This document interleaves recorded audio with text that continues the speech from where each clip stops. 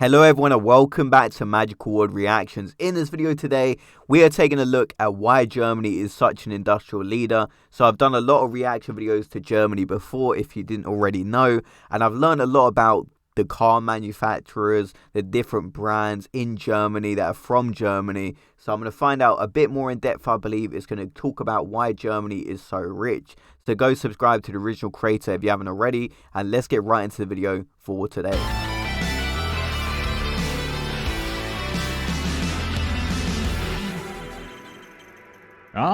Germany is the place where BMW, Rammstein and FKK, that nudist culture, were born. Okay, I knew about BMW and I knew about Rammstein. I didn't know about the nudist culture being born in Germany though. That's something news for me. Nevertheless, Germany has something even more important than all of these things, and that is the fact that it is the world's ultimate factory. Yep, you heard that right. And I can guess what you're probably thinking right now. Wait a minute, Simon, isn't China the country where Yeah, TV I kind of would screens, think mobile of phones, China. and, well, practically every good under the sun is made?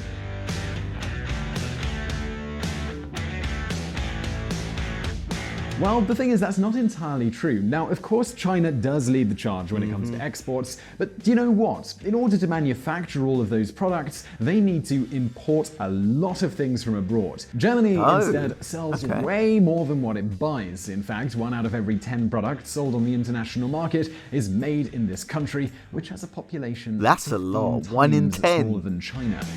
Wow. Yes, we all know those big German car companies like BMW, Audi or Volkswagen, but there is way more than that. If you don't believe me, well, just consider your mobile phone. And I know, on the back it's going to say something like assembled in the People's Republic of China, but yeah, it does say I'm made not in China talking actually. About this. I'm talking about if you open up that phone, you're going to find a bunch of microchips inside. As an example here, that chip that makes your phone tilt, you know, when you rotate it and the screen matches up, that's probably most likely made by a German company called Bosch Sensor-Tech. Oh, are Bosch the ones who do the headphones? I may be completely wrong about that. Maybe a different company. But that's a good point, though. I never considered where the items inside the phone are made from. So that's actually really interesting and a great point. Not only that, many of the robots used inside these Chinese factories assembling these phones are probably made in Germany. Oh. That's very impressive. In other words, in Germany, they manufacture the things that go inside of other things that are manufactured by things that are made in Germany. And now you might be wondering, how is any of that possible? I mean, factories, they should be built in places with cheap labor costs, right? I mean, how is it possible that Germany, with relatively high salaries, is such an industrial powerhouse? Well, the good news is that today we're going to answer that question for you, but as always, before we get into all of that, let's take a look back at the history.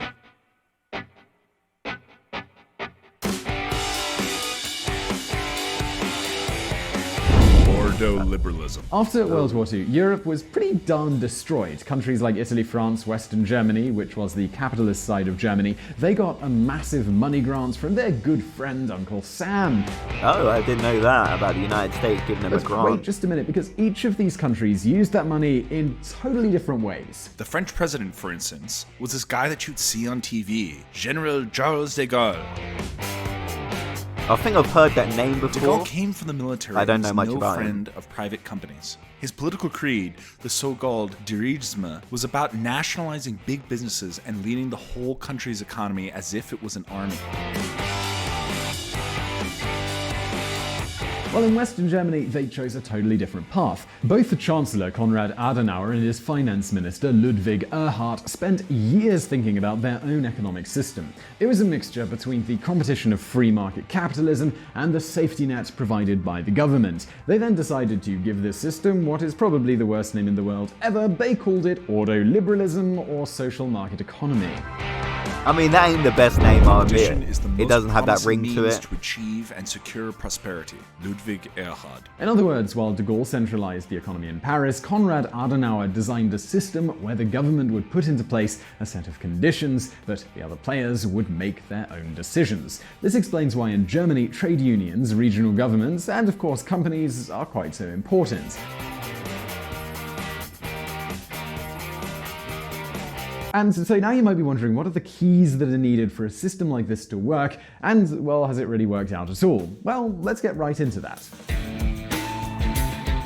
A stable currency. I'm pretty sure at some point you've heard some economists saying that devaluing a currency boosts exports, right? For instance, Devaluing the imagine currency we have a shoe manufacturing exports? facility in Mexico, and we want to sell a pair of shoes to the American market. Let's say the price of these shoes is 2,000 Mexican pesos. At the time of making this video, those 2,000 pesos is equal to about 110 US dollars. But let's Quite a say big that all of a sudden, price. Mexican central bank decides to print money and therefore devalue its currency. From one day to the next, the pair of shoes could be worth 90 US dollars. Therefore, it would be easier to sell these shoes abroad. Now, Yeah, I get that. But you're devaluing the currency for everyone else, so their money's going to go down. So if you have loads of savings, obviously I'm no expert, of course. It's just a bit confusing to me. So if you could explain that a bit more in depth, if this guy doesn't, then let me know. But you're devaluing the currency for everybody else. So exports are going to go up, but people's savings are going to go down. So I don't really get that point. this is a theory that's actually supported by most governments today. Now, the Germans, they actually decided to do the exact opposite, and for the later part of the 20th century, the German mark was actually one of the most stable currencies in the entire world. And this might lead you to wonder, well, how is it possible that Germany could export so much when their products were not actually that cheap? Alright, well, let's go back to our shoes example for just a moment, but actually this time I'm going to tell you the story of a real company. This is a company from the north of Germany and it's called Desma. I haven't heard of Desma before, but let's see what they're about. It's not a particularly big business, it has around 200 staff. Now, this company started right after the war, being founded in 1946, and they specialized in making machines for shoe manufacturing. Now, in order to do this, they needed to import lots of machines from the United States, and thanks to having a stable currency, the price for importing those machines, it was relatively low. They then decided to rent a facility, because at the end of the day, since there was no inflation, rents would not go up, and they could calculate the future cost of this space reliably. That sounds very clever, actually. This business really knows what they're doing, I have to say. But it wasn't extremely only smart. that. Since German companies couldn't offer lower prices, Desma had to innovate. And in 1960, they invested in state-of-the-art technologies to manufacture rubber sole shoes. Oh, what? 10 years later, Desma was the world leader in PVC soles. It's in fact likely that the soles of the shoes you're wearing right now are made by a Desma machine. This company... Wow, okay, so although their prices are high, it sounds like they knew what they were doing by making the rubber soles. It's very innovative, especially for the time. It looks like they're still going now, so they just made a quality product, and I'm very impressed. with 200 staff, now sells to every country in the world, Wow. including China. And you know, this is just one example of the thousands of small and medium-sized companies, the so-called Mittelstand, that made up Germany. The Mittelstand's success has attracted admiring glances from the rest of Europe, but it's built on foundations that may be hard to copy. And yes, I know, the German mark is a thing of the past, because in 2002, the Germans, they abandoned this currency and they adopted the euro. But think about it, while other countries like Spain, they were using weaker countries before, Germany had a strong currency for decades. That means that in 2002, German companies were already more competitive than anyone else's. But again, hold on a minute, because there's many other things that can explain the success of the German model, so let's dig into these now. Okay, so that's a bit surprising, because as far back as I can remember, Germany has always had the euro, so I didn't know they abandoned their previous currency in 2002. I just thought they always had the euro for like Now, I can probably guess ages. what you're going to say. Come on, Simon, Germany isn't really famous for its educational system, is it? And to some extent, that's right. If you look at the PISA report, Germany isn't even ranking inside the top 10. I mean, But then the again, German education students system ain't managed that to find bad, a is it? job right after they finished their studies. So, with not such a great educational system, well, why is this happening? They got the skills, they got the Well, trade the skills. answer to that actually lies in their vocational training system. Now, told let's ya. imagine you're a high school student in Germany and you don't want to go to university. So instead, you decide to study to become a plumber. Well, from the first moment, you're already going to be working for a company which has an arrangement with the school. This means from Monday to Wednesday, you go to a that classroom, sounds and so from Thursday cool, to Friday, actually. you go to the company's workshop. That's really good. There, you would be trained by the experienced plumbers, and you would get a salary of between $300 to $500 a month. And this salary That's is like actually a teenager, pretty that's important pretty because good. it means that the company that are paying you really want to make And you get the work. skills. I mean, otherwise the firm's pretty much just throwing money away. And the outcome of this is that German students know how it is to be in a real-life working environment. In fact, many of them actually remain in the company where they did their training. And of course, those German firms, in exchange, they get well-trained workers. And now that we're on the subject of workers, let us move on to another key piece of the German system.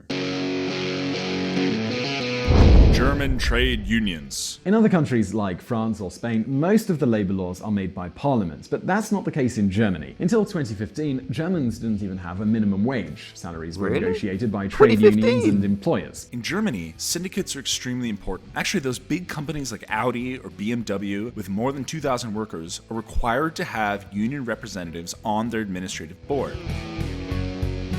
Can't believe they had no minimum wage until Siemens has 2015. 10 shareholder representatives on their board, and therefore they must have 10 people representing the workers. Remember this one, because it makes a big difference. In Spain, as an example of another country, a big company like Telefonica has no trade union representatives on their board of administration. Trade unions can only participate in another body, which is called the Company Council, and they can only speak about matters that affect salaries or working conditions. Now, by contrast, in Germany, trade unions have a voice on every decision that the company makes. When Siemens wants to start operating in a new market or launch a new product, they have to ask the shareholders, of course, but they also have to ask their trade union representatives.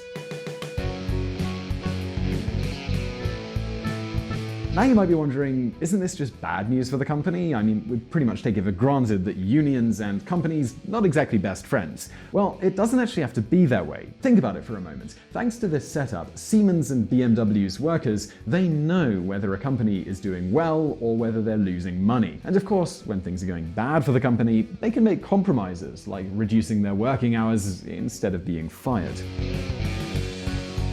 Okay, so to me, that actually sounds like a lot better system, and that really does show, by the way, Germany is ahead. Like, they're really doing stuff that other countries aren't doing. I'm learning a lot from this video, and I think the UK, especially that thing about people actually learning the skills, that's very rare in the United Kingdom. We mainly just go to school, university, get a job. During the financial crisis of 2008, but there are German apprenticeships, companies but it's didn't kind of fire rare. a large number of people. And, well, this is good for the workers, and it's good for the company. But wait a minute, because I know what you're thinking right now. Those German trade unions are collaborating with big capitalists in order to exploit the workers. Right? I mean, it must be happening. Well, the answer there is actually certainly not. The reality is that the average wage in Germany is around $3,400 a month. That's higher than the state of New York. And that's in a country with a pretty affordable cost of living. A flat in Berlin is about half the price of a flat in New York City. And despite all of this, Germany maintains its position as the third biggest country when it comes to exports. 3,400, that's a lot of money, man. So now the question becomes, do you think your country could benefit from the German model, or perhaps you think these policies are impossible to implement elsewhere? Please leave us your answers in the comment section below. Meanwhile, if you do want to know about another YouTube channel that covers geopolitics, you can check out the Caspian Report. It's a great channel. We'll put a link in the description below. And of course, do not forget to visit our friends at the Reconsider Media podcast. They provided the vocals on this video that are not mine. And remember that we publish brand new videos every Monday and every Thursday, so subscribe to this channel and you'll never miss any post. Finally, if you like this video, give it a thumbs up. And as always, go subscribe and like this guy's video, man. That was so interesting. And I have to say, it looks like the German model really does work. I like the fact that they're actually training people during school and then they go and work for the company. That is absolutely genius. That does happen a little bit in the UK, but it's very rare. And obviously, they know what they're doing, like the business with Desma, I think it was called, with the rubber soles. Absolutely genius. So it definitely shows why Germany are ahead and why they're just so successful, man. Especially that bit about the trade unions, actually be on the board of the company. A great video, a terrific video. And if you guys want more reaction videos like this, drop a like on this video and please subscribe to the channel. I'll see you guys in the next video. See you guys later.